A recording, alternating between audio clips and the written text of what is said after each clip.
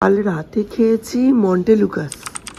Allergy allergy, নাক দিয়ে কাঁচা জল পড়ছে,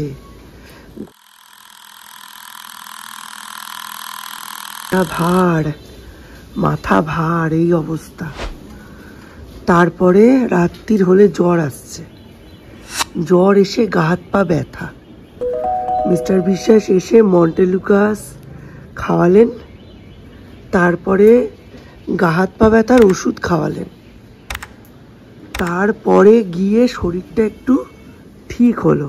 পাঠাচ্ছি বাজারে, এই যে টাকা, অনেক কিছু আনতে হবে, সবজি, মাছ, ঠিক আছে? হ্যাঁ, সুতরাং সেরকম বুঝে আনবি। আর এই সামনের 10 তারিখ মানে জুলাই মাসের 10 তারিখে অরিন্দম স্যারের টেস্ট আছে। এমনিতে অরিন্দম স্যার আমি যা খবর পেয়েছি 2 সপ্তাহ ব্রেক দেয়, মানে পরীক্ষা ব্রেক মানে কি, মানে পরীক্ষা 2 সপ্তাহ আগে নোটিশ দেয়, বাট এই প্রথমবার নাকি 3 সপ্তাহ আগে নোটিশ দেওয়া হয়েছে। তার মানে কোয়েশ্চেন ওরকমই হবে। এমনিতেই অরিন্দম স্যারের কোয়েশ্চেন দেখে লোকে ভয় পায়। আমি কিন্তু করতাম না, এই বছর ফার্স্ট করছি।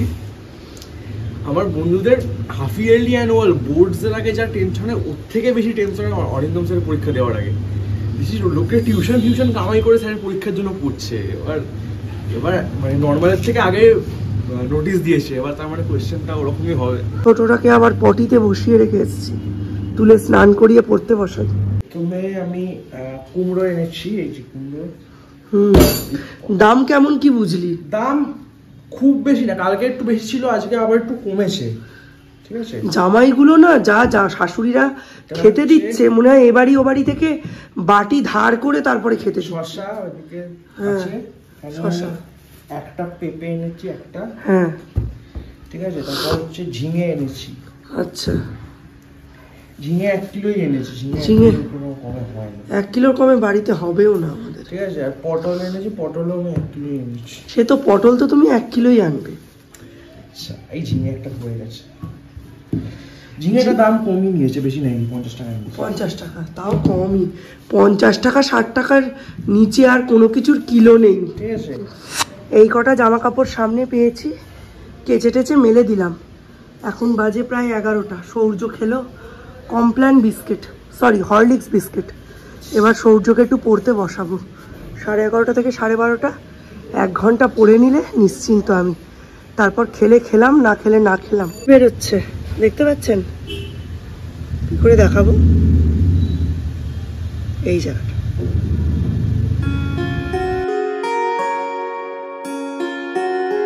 কর্ম কিচ্ছু হয়নি, দীপ জাস্ট বাজারটা করে এনে দিল। সৌর্যকে একটু পড়াচ্ছি, পড়াতেই মানে সরস্বতী দিয়ে আসলে যে কাজগুলো লাগবে অ্যাকচুয়ালি সেই কাজগুলোই করছি। বাসনের গামলা টামলা কালকে কিচ্ছু ফাঁকা করতে পারিনি, সেটাই করব।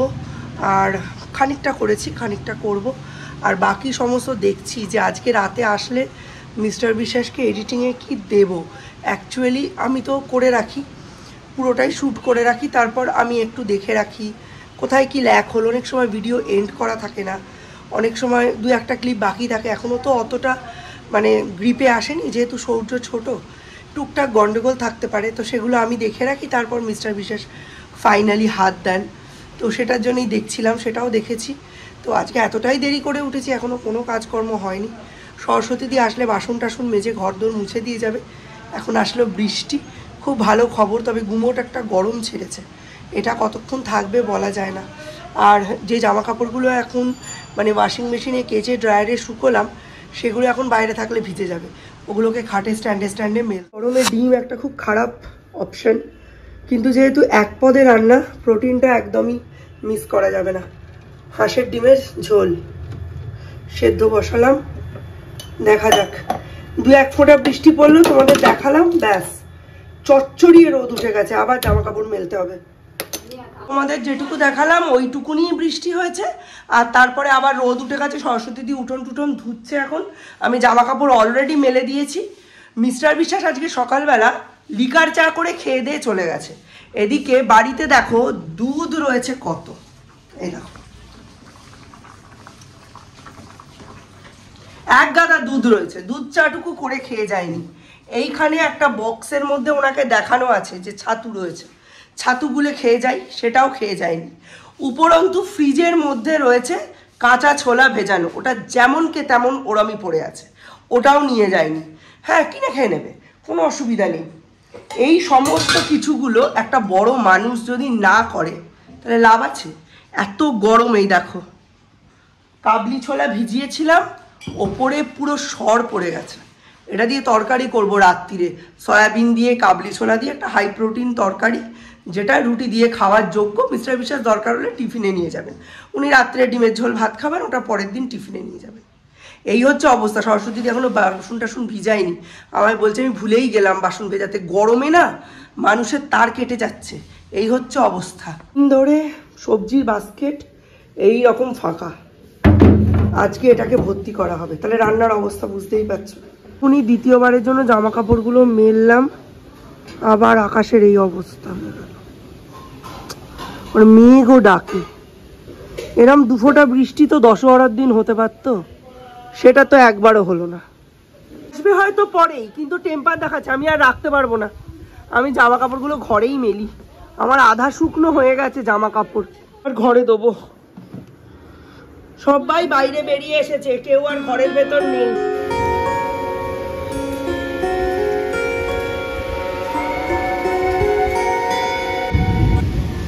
অবশেষে বৃষ্টি এলো। উফ, এইবার শুরু হবে জামা কাপড় নিয়ে যুদ্ধ। এতদিন সব বলেছি হা গরম হা গরম, বৃষ্টি দাও বৃষ্টি দাও, এইবার বলবো পচে গেল পচে গেল, তুলে নাও তুলে নাও। এখন বলবো 3 দিন পর এরম একটা বৃষ্টি, কি যে ভালো লাগছে, একেবারে সরল রেখায় পড়ছে। ছোটবেলায় যেমন আঁকতাম ছবি, টিপ টিপ টিপ টিপ সরল রেখায় বৃষ্টি, সেই রকম। তবে এখানে কিছু বোঝা যাচ্ছে না, চলো একবার ছাদে যাই। কেন, কি হচ্ছে? ঘুম ঘুম দম, আমার কাছে বসে থাকো, রান্না দেখো। আজকে রান্নাটা খুবই সিম্পল, হাঁসের ডিমের ঝোল আর পটল ভাজা। তবে পটল ভাজাটা কিন্তু আমি এভাবেই করি, তোমরাও একটু করে দেখতে পারো, এতে পটল ভাজা কখনো শক্ত হয় না। পটলটাকে আগে সামান্য নুন আর হলুদ দিয়ে একটু আমি ভাপিয়ে নিই, সে 3 মিনিট হোক 5 মিনিট হোক, একটু ভাপিয়ে নিয়ে জলটা ফেলে দিই, তারপর পটলটা ভাজি। এতে পটলটা ভাজার পর ওই যে কুকড়ে দুপাশ সরু হয়ে চুপসে যায় না, ওরকমও হয় না, আর পটল ভাজার পর তেলটাও কিন্তু কালো হয় না। সৌর্যকে ইদানিং আমি একটু বিশেষ নজরেই রাখছি, তার কারণ কিন্তু সৌর্যের শারীরিক অসুস্থতা নয়, সৌর্য ধীরে ধীরে সাংঘাতিক মোবাইলে অ্যাডিক্টেড হয়ে যাচ্ছে। তার কারণ অবশ্য আমরাই, কারণ বাচ্চারা নিজের চোখে যেটা দেখবে সেটাই তো শিখবে। আমি, মিস্টার বিশ্বাস, সৌম্য 3 জনেই হয় কাজে নয় অকাজে মোবাইলটা বেশি ব্যবহার করি, আর সেই কারণেই সৌর্য এটার প্রতি অ্যাডিক্টেড হয়ে যাচ্ছে। তাই সৌর্যকে ছোটোখাটো খেলনা দিয়ে, কাজে বা গুছিয়ে রেখে আমি এইগুলো থেকে বের করে আনতে চাই। রান্না হয়েছে তোমাদের বলেই দিই, এনে ভাত তো রয়েছে, ডাল, পটল ভাজা আর হাঁসের ডিমের ঝোল। মিস্টার বিশ্বাস যেহেতু ধনেপাতা আলু কোনোটাই খাবেন না, ওনার একটুখানি তুলে রেখেছি, ব্যাস এইটুকু। বিকেলে রান্নাবান্না করবো, এখন আর কিছু রান্নাবান্না করলাম না।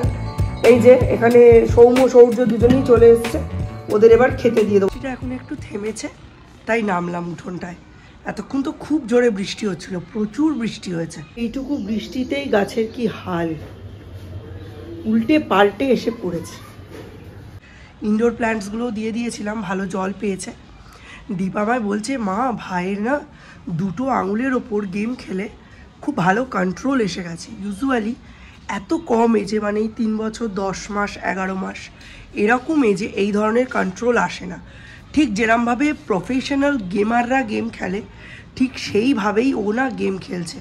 2 আঙুলের ওপর কন্ট্রোল এসেছে, ডিরেকশন চেঞ্জ করছে, মোবাইলে যেরমভাবে এম করে বন্দুক দিয়ে গুলি মারে ওই রকমভাবে গুলি মারছে, এই সমস্ত করতে পারছে। এখন ও একদম একদম পাবজির বিগিনার লেভেল খেলার মতো। তার মানে বুঝতে পারছো কী ধরনের ওর মানে গেমের প্রতি ইন্টারেস্ট আর কী ধরনের ইয়ে হয়েছে। এই কারণে আমি ওর গেমের প্রতি আকর্ষণটা কমানোর জন্য ওকে এখন লুডো খেলাচ্ছি, চেস খেলাচ্ছি, ওকে ওর খেলনাগুলো দিচ্ছি যাতে ওগুলো দিয়েও বেশি খেলে। হ্যাঁ, ঘরদোর একটু নোংরা হয়, এটা হবেই, এটা খুব স্বাভাবিক ঘটনা, কিন্তু একটু মোবাইলের থেকে এটা কমে। দীপ যা বললো আমি তো রীতিমতো ভয় পেয়ে গেছি। বলছে ও দুটো হাতের সাথে ব্রেনের যে নার্ভের কানেকশন, মোটর নার্ভের যে ডেভেলপমেন্ট অসম্ভব স্পিডে না হলে এই জিনিসগুলো করা সম্ভবই নয়। এ নাকি প্রিম্যাচিওর বেবি, ভাবতে পারছো? আমি তো শুনে অবাক। বলছে মা এম করে খেলছে। আমি 9-10 বছর বয়সে যে জিনিসগুলো শিখেছিলাম ও 3 বছর 10 মাসে সেগুলো অ্যাচিভ করে নিয়েছে। জিনিসগুলো কিন্তু গর্বের নয়, প্রচণ্ড ভয়ের, প্রচণ্ড আতঙ্কের জিনিস। যে টেকনোলজি শিখছে দ্যাটস এ ডিফারেন্ট থিং, কিন্তু মোবাইল গেমের প্রতি যদি অ্যাডিকশান বেশি বেড়ে যায়, এখন যেমন আমি বলেছি তুমি খাওয়ার সময় ফোন নেবে না, খাওয়ার আগে একটু দেখে নাও, কিন্তু খাওয়ার সময় চেষ্টা করবে ফোন ছাড়া নিজে হাতে মেখে খেতে। ও নিজেই খাচ্ছে, খাবার দিয়ে এসেছে, বলছি ডাল দিয়ে পটল ভাজা দিয়ে আগে ভাত খাও, বলছে মাঝে মাঝে ডিম খাবো, বলছি না ডাল দিয়ে পটল ভাজা দিয়ে আগে ভাত খাবে, সেটা শেষ হবে আমি ডিমের ঝোল দিয়ে ভাতটা মেখে দেবো, তখন ডিম খাবে। একটা বড় কাজ করেছি। এই যে চার্টসগুলো, এগুলো ছিল ছোট ঘরে। বাবুর মানে একটা ক্যালেন্ডার আছে, সেই ক্যালেন্ডারের ওপরে ক্যালেন্ডারটা মধ্যিখান থেকে ভাঁজ হয়ে পড়ে যাচ্ছে, তো আমি ভাবলাম যে এগুলো এখানে করে দিই। আমার রান্নাঘরেই কাজ, আমি সব সময় ওখানে থাকি। কেউ ফোন করলো কি কথা বললো কি কোনো সময় জিজ্ঞেস করলো এই দিন এই টাইমে তোর সময় হবে, তুই বেরোতে পারবি, বা দ্বীপের কি পড়া আছে, তখন আমি বলতে পারি না। তো সব থেকে ভালো এগুলো এখানেই থাকুক। আমি জানি হয়তো ক্যামেরায় আসবে টুকটাক, তোমরা একটু ম্যানেজ করে নিও, কারণ এটাই এখন আমার লাইফ, এটাই আমার লাইফের স্ট্রাগল, সুতরাং সেটা না দেখিয়ে হয় না। সেই জন্যেই অ্যাকচুয়ালি এটা কোনো অসুবিধা নেই। এটা যখন এই দরজাটা খুব তেলা, তো যেহেতু রান্নাঘরের সাথে, যখন হয়ে যাবে আমি এটা তুলে ফেলে দিতে পারি, কোনো রকম কিছু থাকবে না। দরকার হলে এখানে পরে একটা ওয়ালপেপার আমি চিপকেও দিতে পারবো, কোনো অসুবিধা নেই।